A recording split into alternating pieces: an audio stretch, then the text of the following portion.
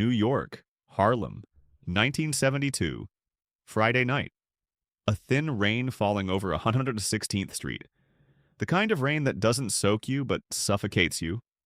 The sidewalks shine under yellow streetlights, and the smell of Caribbean food mixes with diesel and old money. Children still in the street despite the hour, men on stoop steps with cups wrapped in brown paper bags, women walking fast with purses pressed tight against their bodies.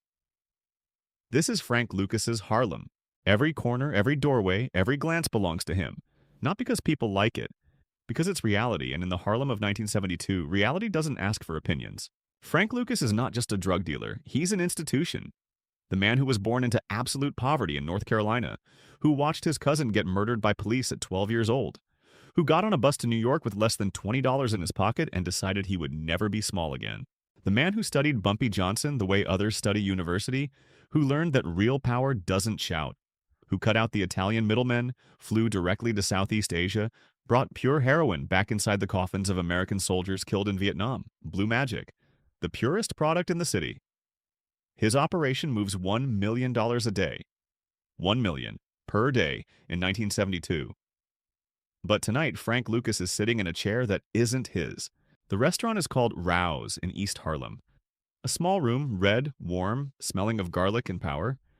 A place where important men meet to talk about even more important things. 12 tables, low light, the kind of setting where conversations don't exist outside those walls. Frank was invited, or so he was told.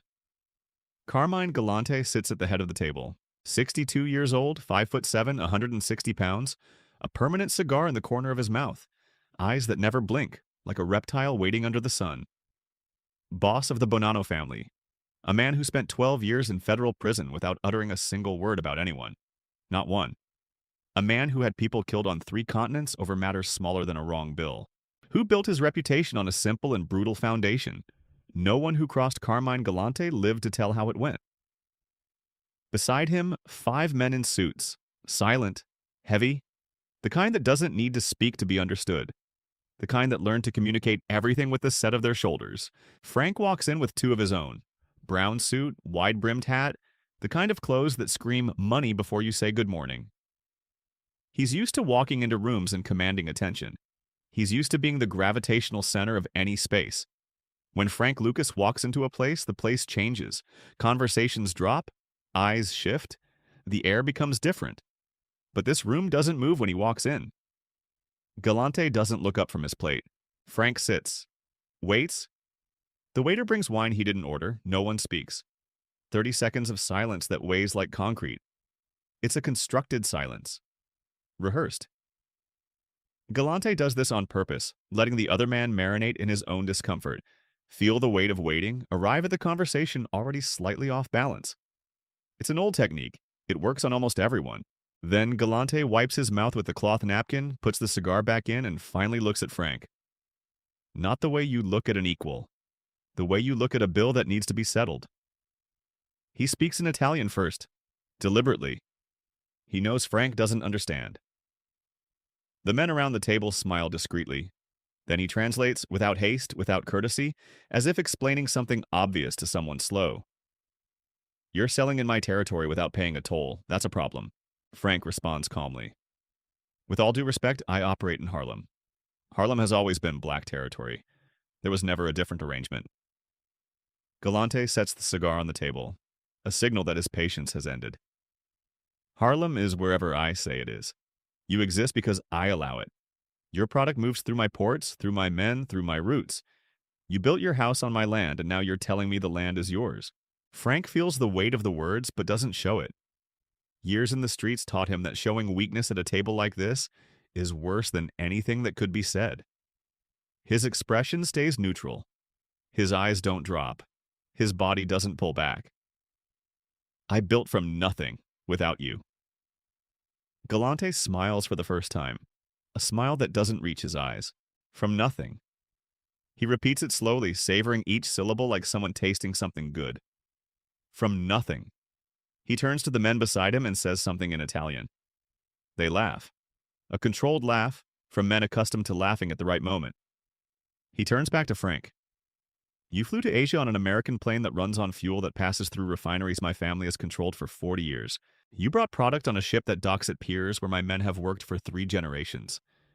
You distributed through streets where my family collected tolls before your father knew what heroin was.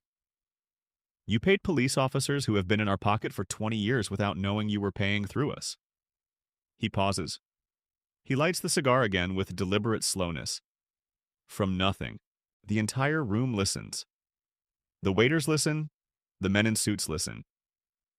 Frank Lucas, the most powerful man in Harlem, the man who redefined American drug trafficking, is being dismantled in a low voice in a red room by a 160-pound man who didn't even bother to stand when he walked in. And there's no answer that works, because Galante isn't wrong about the facts. He's simply using the facts as a weapon. Galante continues, now softer, which is exactly when he becomes most dangerous. You're going to pay me 30% retroactive for the last 18 months.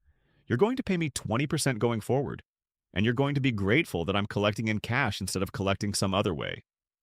Frank looks at him, calculates. Not the math of money, but the math of survival. 30% retroactive is an obscene fortune. It's a calculated humiliation. It's Galante telling the entire room, the entire city, that Frank Lucas doesn't own anything. He's a tenant. Always was a tenant, and never knew it. I'll need to think about it. You have until Monday. Frank stands. Galante has already gone back to his plate. The conversation was closed without ceremony, like settling a laundry bill. Frank Lucas walked out of that room the same way he walked in, on his feet. Suit immaculate, step steady, without running. But everyone in the room knew what had happened. And in New York, what happens in a room hits the street before dawn. By the next day, Harlem already knows. Not the details, but enough. That Frank was summoned. That he left without an agreement. That Galante is collecting.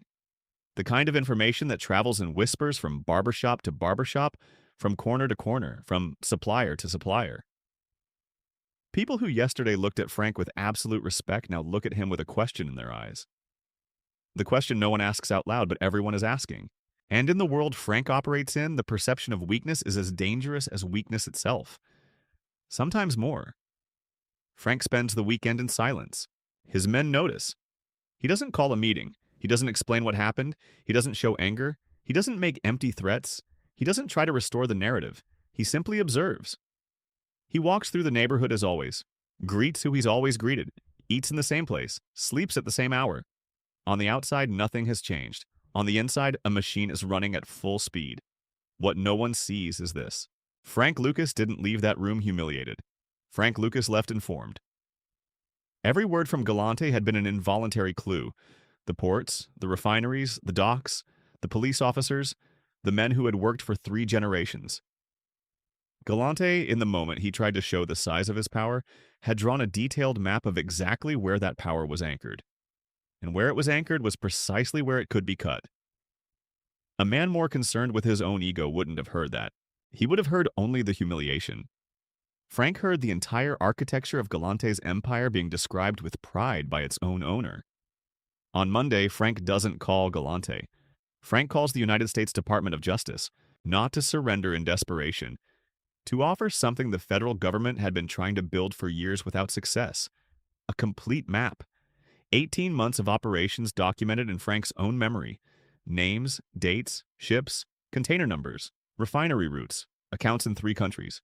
The men in suits who had been in that room, the police officers who had been collecting for 20 years, the docks where 3 generations had worked. Every element Galante had listed as proof of his invincibility, Frank delivered as proof of federal crime. With dates, with amounts, with full names. The negotiation takes 11 days.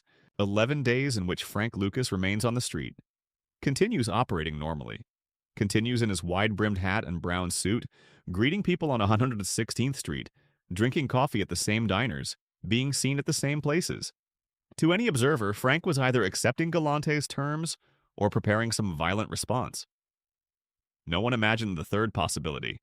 Because the third possibility required a kind of coldness that very few people can sustain for 11 consecutive days while walking normally through their own neighborhood, knowing what is about to happen. On the 11th day, on an October morning, with that dry New York cold that announces winter without asking permission, Federal agents and DEA officers simultaneously execute 23 arrest warrants across 4 states. Coordinated, simultaneous, without a leak, without warning. Carmine Galante wasn't expecting it. There had been no alert. No informant had reached him, because the informant was the last man he would have expected. The man who had left that red room with his head down, who had asked for time until Monday, who had walked through Harlem for 11 days as if he were processing his defeat. Galante was arrested on a Tuesday morning, leaving a bakery in Brooklyn with a coffee in his hand. No drama, no confrontation, no grand final scene that a man of his reputation might have imagined for himself. Just handcuffs, cameras, the dry sound of the patrol car door closing, and his unlit cigar on the wet pavement. Frank Lucas was arrested the same week as part of the agreement. Sentence drastically reduced. Full cooperation formally recognized by the court. He was out in 5 years. Galante stayed. Convicted on the basis of evidence that Galante himself had listed out loud in that red room, believing he was proving his power to a defeated man who was listening too carefully to react. Now the part that truly matters. It's not the strategic reversal. It's not the intelligence of the move. It's what happened in the 11 days between the public humiliation and the silent collapse. When Frank Lucas walked through Harlem every day, knowing exactly what was in motion, without saying a word, without changing his routine, without giving his adversary any information through his own behavior. That silence wasn't passivity. It was the most sophisticated weapon in the entire story. Most people, when humiliated publicly, react immediately.